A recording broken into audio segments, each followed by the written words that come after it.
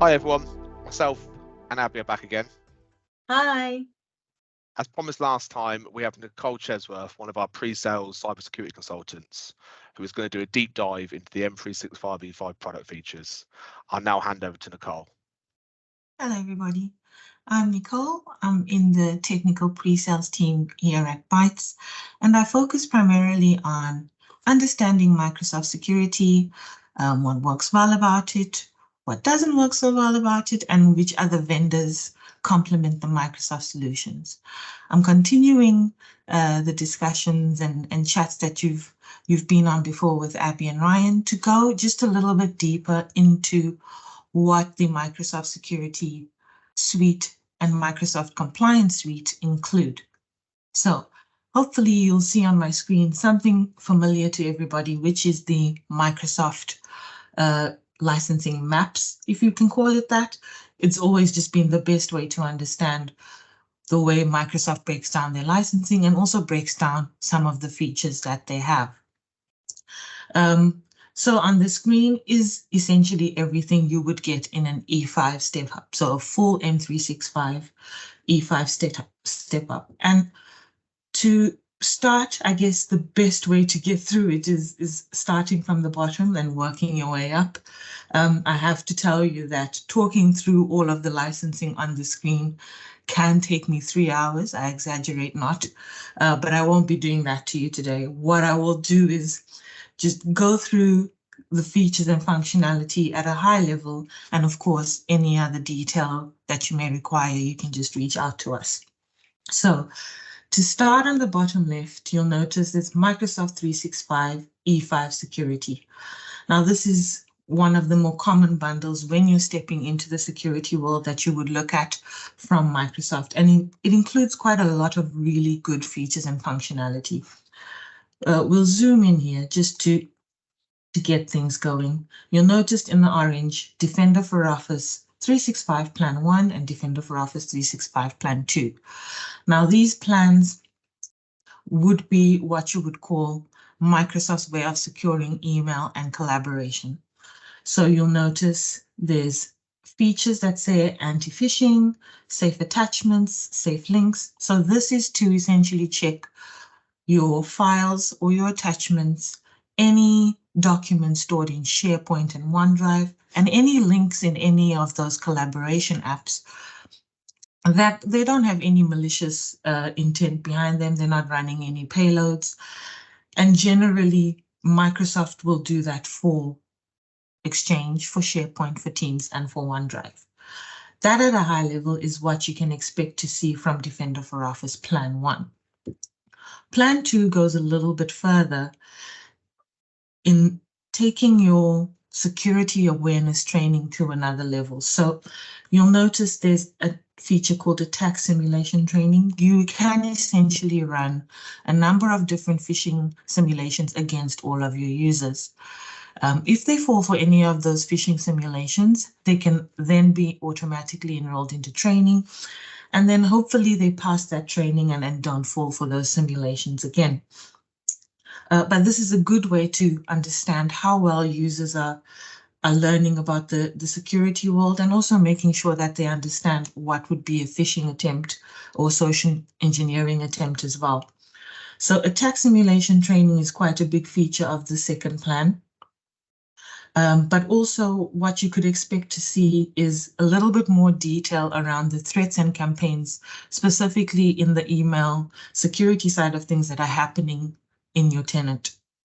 So campaign views would be around phishing campaigns, malware campaigns, and you'd have a great picture of what exactly is running, who's affected by that particular phishing campaign, who's clicked those links, who's opened up attachments that were unsafe, and you get quite a lot of detail around that.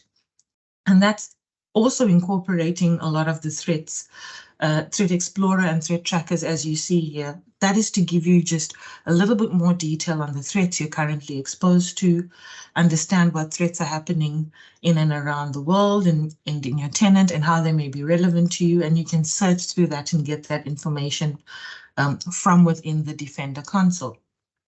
I guess it's important to say that any of the Defender plans that we talked through today are nicely unified under security.microsoft.com. So when you have all of them, you'll see a breakdown of Defender for Office, Defender for Endpoint, Defender for Cloud Apps, and that will all be in a single place to unify all of the alerts and incidents, and they work really, really well together. So that's Defender for Office Plan 1 and Plan 2, the email and collaboration security tool suite from Microsoft. If we swivel over a little bit to the left, what we have next is a plan called Entra ID Plan 2. Now, assuming you're already using Entra ID Plan 1, which includes all of the features and functionality for Entra ID like MFA, single sign-on, self-service password reset, some of the important ones, conditional access, quite a big one. Entra ID Plan 2 takes it to another level. So you'll start to go into the world of identity governance, and there's 3 features mainly that would fit into. So access reviews will be you running a scheduled workflow to all of the people that are responsible for users in your environment and their access. And you will basically say, every quarter, does this person still require this access? Yes or no? And if they don't, then that access should get removed. I should say this is applicable to Entra ID as well. Entitlement management works in a similar way. So you can then decide and create policies to say who is entitled to request admin access, who is entitled to request global admin access. And then if you are not entitled, you simply cannot request that access and you will not, and you will not be approved for it.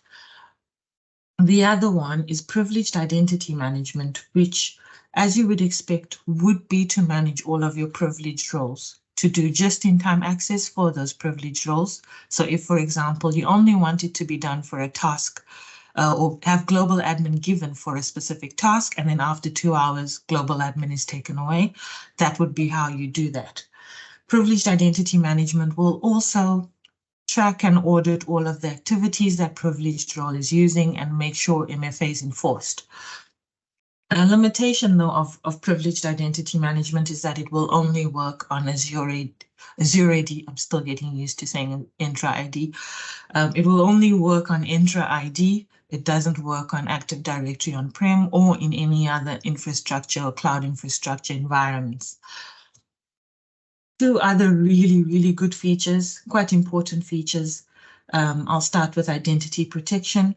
This is very much about understanding all of your Entra ID user accounts, if they've been exposed to the dark web, or if credentials have been leaked, if session tokens have been stolen, and all of a sudden a user is logging in from another continent and then another continent within the space of a minute. Understanding that impossible travel and the risk to those identities is quite a really good feature function of ID protection. So you understand all risky users, whether they're low, medium, or high risk, and you can put policies in place to say if they're medium risk, then they should follow a certain path through conditional access, or maybe they should MFA again or change their password, and it integrates extremely well with risk-based conditional access. So now when conditional access is based on maybe device compliance or user location, you can add another level to it by saying, yes, they're in the right location, they have a compliant device, but also their user account is not considered to be at a high risk. Allow them access to your data or to your applications. To the right of that, Defender for Identity is essentially trying to fulfill a similar role as ID protection, but it is doing that for Active Directory controllers. So your domain controllers sitting on premise. You would deploy a sensor to those domain controllers, and it would essentially monitor how those user accounts are behaving. It acts like a user behavior analytics tool to a degree. So any activity that is done with a user account is added to a risk profile. Any abnormal activity increases the score of that risk profile until at some point you absolutely have to investigate why an account is behaving in a weird way. So Defender for Identity does that really well, but for Active Directory on-premise. Defender for Cloud Apps. This is a product that, to be fair, I could spend an hour on its own just talking about. But the role that it fulfills is for a cloud access security broker. So what it is doing is it is understanding all of the SaaS applications or cloud applications that your users are using, what they're uploading and downloading from those applications. And it allows you to put in controls like, for example, if they access Outlook from a device you don't know, they might not be allowed to download from Outlook. Or if they access SharePoint from a device you don't know, they might not be allowed to upload to that environment. So you can do session controls, you can monitor compliance of different applications. It gives you details on whether things like Dropbox are compliant to a certain standard. You can then allow or block those applications to be used, but important to remember that to allow or block, you absolutely have to be running Defender for Endpoint on the endpoints for that to work. They have some other mechanisms in place to monitor AWS, Google Cloud, Azure as well for misconfigurations, measuring against best practices, measuring against compliance standards. So it's really quite a big product and quite relatively good product. But I would only, mention that for it to work for your users and for user management and control or access control, you have to be running Defender for Endpoint on each of those endpoints, which leads us nicely onto that actually. So Defender for Endpoint would be your endpoint security solution from Microsoft.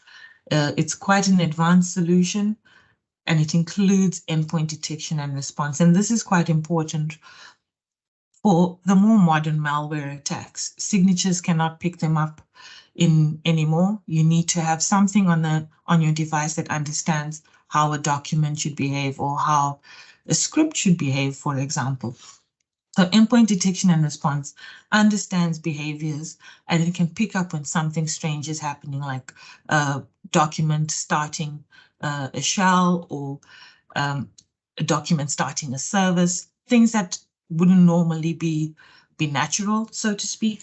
So endpoint detection and response is included in Defender for Endpoint Plan 2. I should say the Plan 2 features will naturally include the Plan 1 side of things. So any malware checks, any scans that you run that are already a part of Plan 1 would also be a part of Plan 2. But a few things that are not commonly added to an endpoint security solution is vulnerability management. So running scans of that particular device to understand which applications have not been patched or what CVEs are potentially exploitable on that device. So this piece works really, really well to scan your endpoints, and you get really great dashboards on which devices are exposed to which CVEs, prioritized, dashboards around what you should focus on, what will make the biggest impact to get patched. And it includes a slight link into Intune where you can create a task for whoever is managing Intune to make sure something is patched in the next patch cycle. So vulnerability management works really, really well.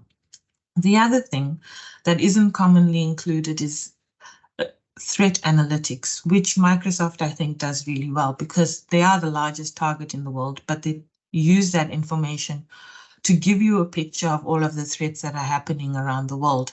So you will see when you open up security.microsoft.com under the threat analytics tab, all of the threats happening in and around the world, but it will tell you specifically which threats could be affecting you. So you'll see something like MoveIt, which was quite a big one. It will show you which devices are susceptible to MoveIt, how you should patch them or remediate that if that's what's required. And it gives you a lot of detailed information around the threat itself and what can be done about it. So I think that's quite nice that you wouldn't need to necessarily add on another threat analytics tool to be able to do that for you. A few things you can expect in a good endpoint solution is that automated ability to investigate. So if it picks up a piece of malware on one device, to immediately go and check all of the other devices around that and make sure that you have a unified view of the incident and whether that incident has been remediated. Just like that, I've already been talking for half an hour and we're still on security. So I'll make sure I get through this quickly around the compliance piece.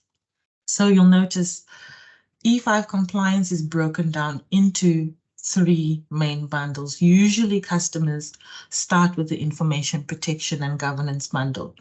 And they tend to start with this primarily because of Teams DLP being one of them and rules-based classification being the other. I'll explain why. So in your current E3 licensing, if you want to put in a mechanism to stop people sending personal information, you can do that with data loss prevention policies for Exchange, for SharePoint, and for OneDrive.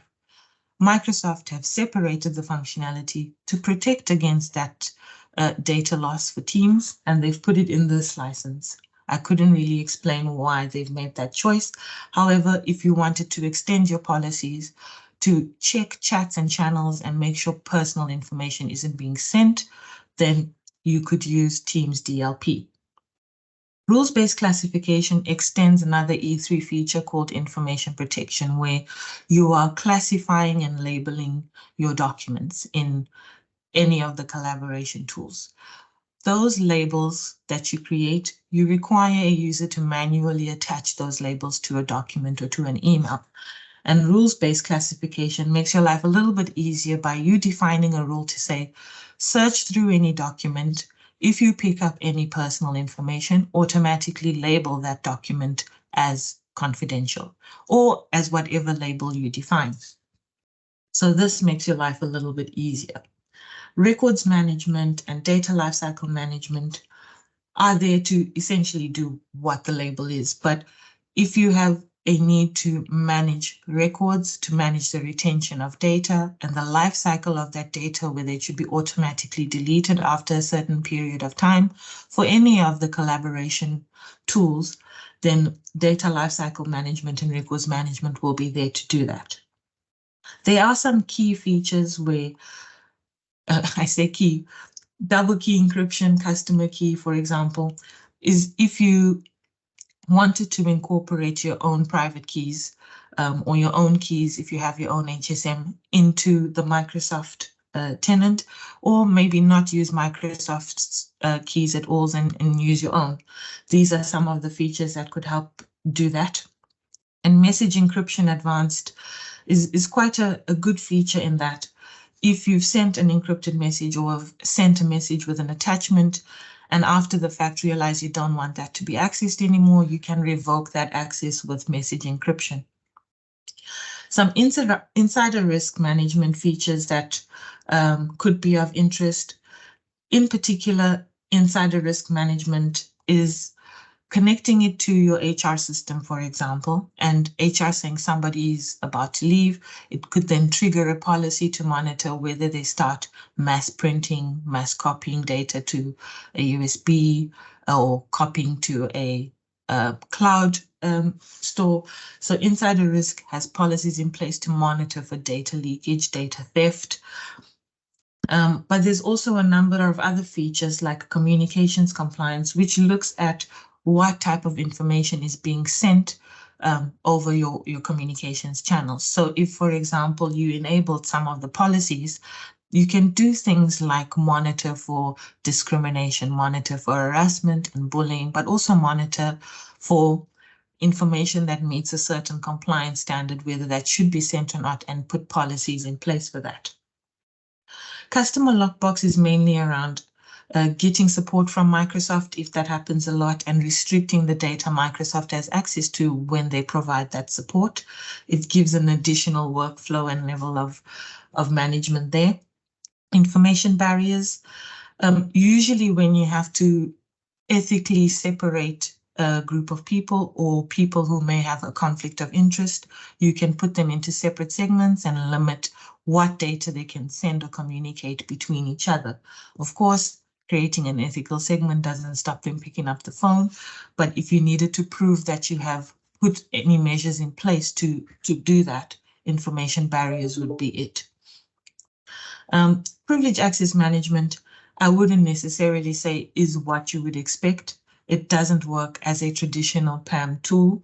It's still quite a young product, but it's supposed to essentially provide what privileged identity management does for Entra-ID to do that on your domain controllers. But that is only for Exchange admins really at the moment. So that is quite a limited product. Last but not least, on eDiscovery and Audit Premium and eDiscovery Premium. This will just give you a year's more of audit storage, where on your Audit Core, I think it's called, it will only be a few months. And eDiscovery Premium, where you currently run searches in an E3, for example, and export that data, eDiscovery Premium formalizes that process to do things like custodian management, chain of custody of that data, showing what data was selected and exported, who was notified, and also include things like being able to do data redaction before that is exported for litigation as a possibility. So that's another advanced product over there. And then just at a high level, some of the other features you might expect to see in general on an E5, quite a lot on Teams and conferencing. That again could be an entire hour just talking through those functions. Power BI for your data management, data insights, as well as Viva insights for personal use. So at a high level, I think that is what you can expect from a full E5. I know I've kind of rattled through all of this very, very quickly, but there's a lot to get through there. And then just so you're aware, if you are considering an E5 security, there is this feature here called Sentinel Benefit, and that is to collect all of your logs in one place, and it functions as a SIEM solution essentially. So this basically gives you a number of megs per user per month that you can ingest into Sentinel without incurring a cost.